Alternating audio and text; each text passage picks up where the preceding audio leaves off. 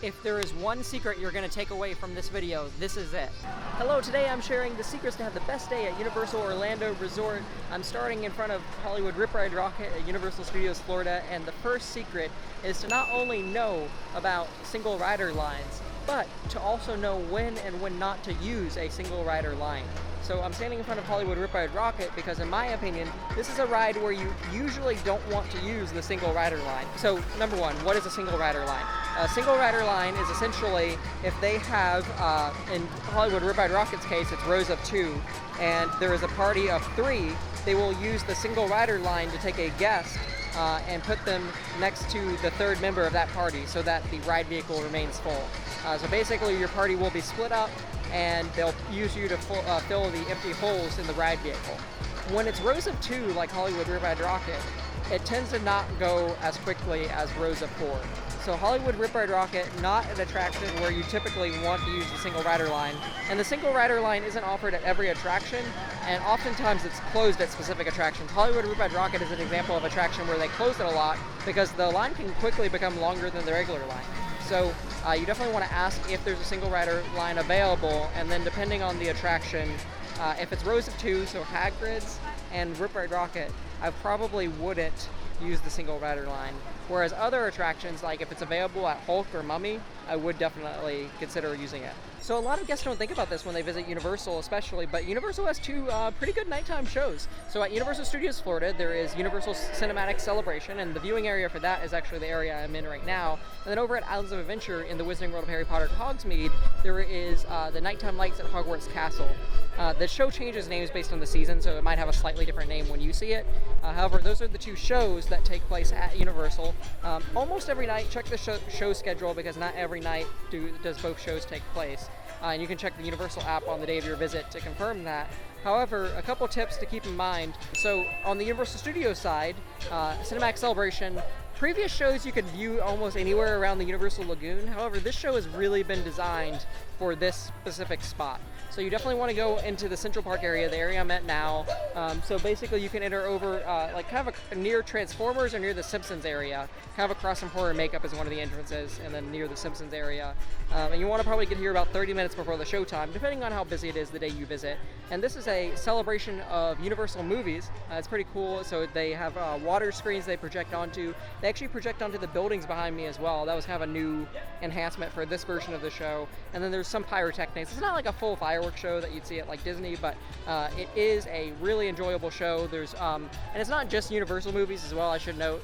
They have like Harry Potter in it as well. You know, there's a Harry Potter segment and so on. So definitely worth checking out. And then over on the other side in Hogsmeade, that is a nighttime projection show on the castle, on Hogwarts Castle. It's really enjoyable. It's a lot shorter, and there's they don't release a public schedule usually. So it starts at dusk on the nights it's taking place and then goes until park close, and sometimes they do even one show after park close.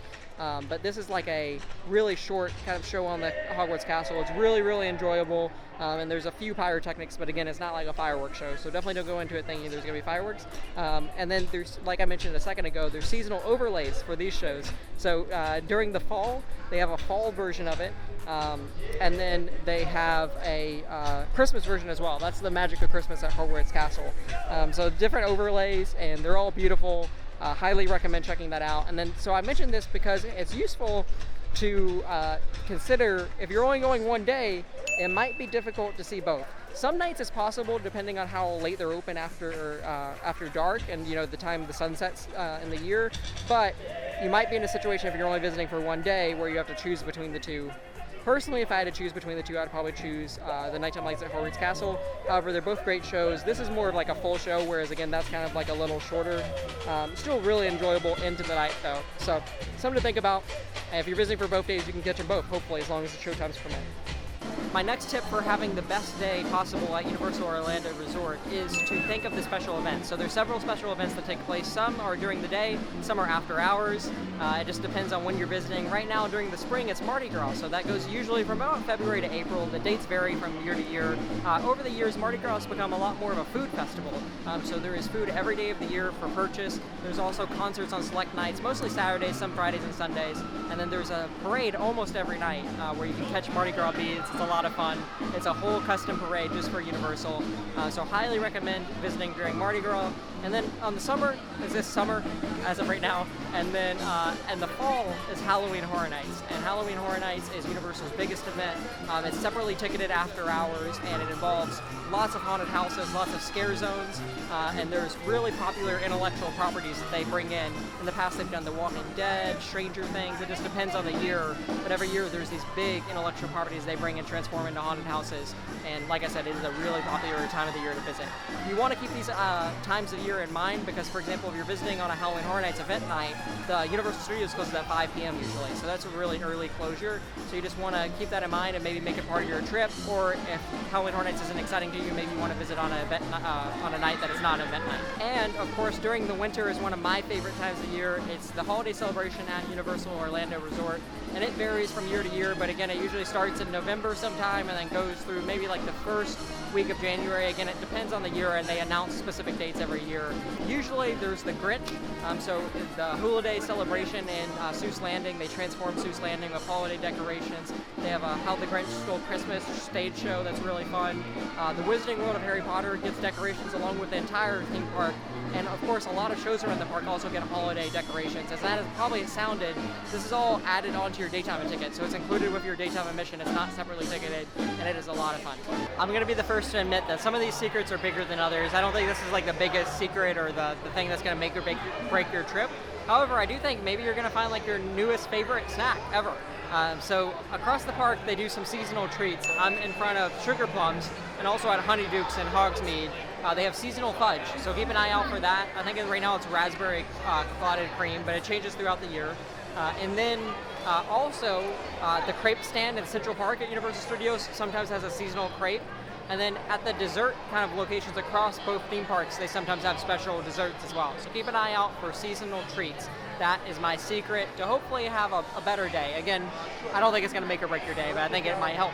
Early park admission, know if you have it, and then if you have it, I would suggest taking advantage of it. So the easiest way to get it is to stay at any Universal Orlando Resort hotel. So anything from Endless Summer to Portofino, so and all the ones in between give you early park admission. What early park admission is 1 hour early access to at least one theme park. During busy times of the year, it's actually both Universal Studios and Islands of Adventure. However, in slower times of the year, it is just one theme park. It's select rides and it changes periodically. For a long time it was Hagrid's. Right now it's you get early access to Velocicoaster. And then there's also 30-minute early park admission to Volcano Bay, so make sure that's available, make sure Volcano Bay is open. But if it is available, I would recommend maybe taking advantage of that as well. You can knock out some slides or rides early in the day. Obviously, early park admission is usually the most popular rides, so it's important to get those rides out of the way early so you can get a second ride on them later in the day, or just not ride them at all. If once is enough, you can just ride it first thing in the morning and then call it a day for that ride. So again, early park admission, I highly recommend taking advantage of it. Also, select annual passes have early park admission as well, depending on the time of year, and it's a different calendar than the on-site hotel guests who get it every single day. My next secret might sound a little silly. However, I think it's a really key secret to having the best day possible at Universal, and it is to take a midday break, especially if you're staying at a Universal hotel. If the park is closing 8 p.m. or later, I think this is really a strategy you should consider. So you arrive either at early park admission or at 9 a.m., which is usually when the park opens, and you spend a couple hours here, and then about noon, maybe get lunch, and then at noon, but about noon to 3 is when it's going to be the hottest typically, and also just the most unenjoyable compared to the morning and the evening. So at noon, head back to your Universal hotel room, or maybe your nearby hotel room if you're not staying at Universal, and you could either take a nap if you're into naps, or you could go to the pool.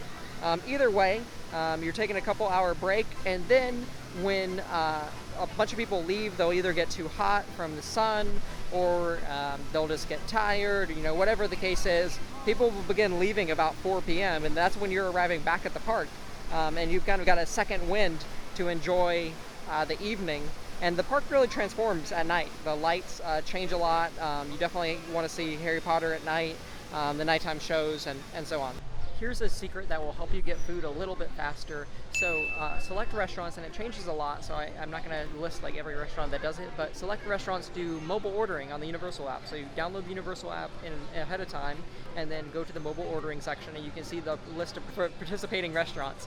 And Breadbox is one that consistently, in my experience, participates. Sometimes it's faster, sometimes it's slower, so I would probably get closer to the restaurant, and like if there's no line at the counter, it's going to be faster to just order at the counter. But if there is a line at the counter, or if you're visiting a busier restaurant, especially during lunchtime, you can use mobile ordering to skip the line, and you'll be able to just either pick it up at the counter, or in the case of like Breadbox, you can actually just put in your table number and they'll bring it to your table. So it can save you some time. I will note also Voodoo Donuts does this. This is kind of a newer addition to Voodoo Donut. They have a mobile ordering kiosk outside that you can pick up your order after you order it. So I would definitely recommend it for Voodoo Donuts for most times of the day. When there's a line, it's going to be faster to just mobile order. That is my next secret to hopefully save you some time when you get your Voodoo Donut, which my pick would be the bacon maple bar, but there's a lot of options to choose from. My next secret is to know the menu items you want to try before you arrive. So all the menu items are online. If you've watched some of my videos, you've seen me try all the food at a certain event or a certain restaurant. And then I can share some of my favorites now, like the buffalo chicken sandwich at Breadbox, or the pork tenderloin at Big Fire, or the beef medallions at Mentos. But in general, you want to look up the menu, know some of the menu items that interest you. It'll save you a lot of time. You can go ahead and order when you get to the counter, or when the server comes to your table, and you'll get back to the rides a lot faster. The next secret, and I could probably do a whole video on just this alone, is know if you're going to need Express or not. So you can go to OrlandoInformer.com and look at the crowd calendar, and other people do crowd calendars as well, and you can try to get a good idea. You can also use the park hours to try to figure out, okay, how busy is it going to be? But in general, you also have to make a personal decision on how much you're willing to wait. So they advertise Express as being able to cut down at least half of the posted standby wait. Usually it's more than that.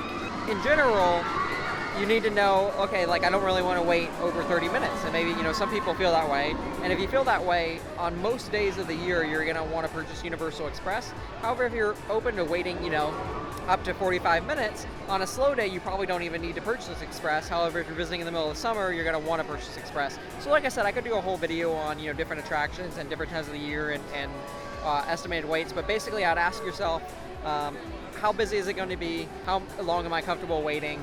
Something else to keep in mind on the somewhat busy days, but not like the packed days, you could purchase Universal Express once you arrive, so you don't necessarily have to purchase it in advance. It does sell out on really busy days, so like Christmas week, between like Christmas and New Year's, spring break, things like that, it might sell out in advance, but most days of the year, it also sells out in advance for Halloween Horror Nights, by the way, but most days of the year you can just visit the park and purchase Express. I would purchase it inside the park. There's several places with usually no wait to purchase Express once you're inside the park, and there's usually a long line to purchase it outside of the park.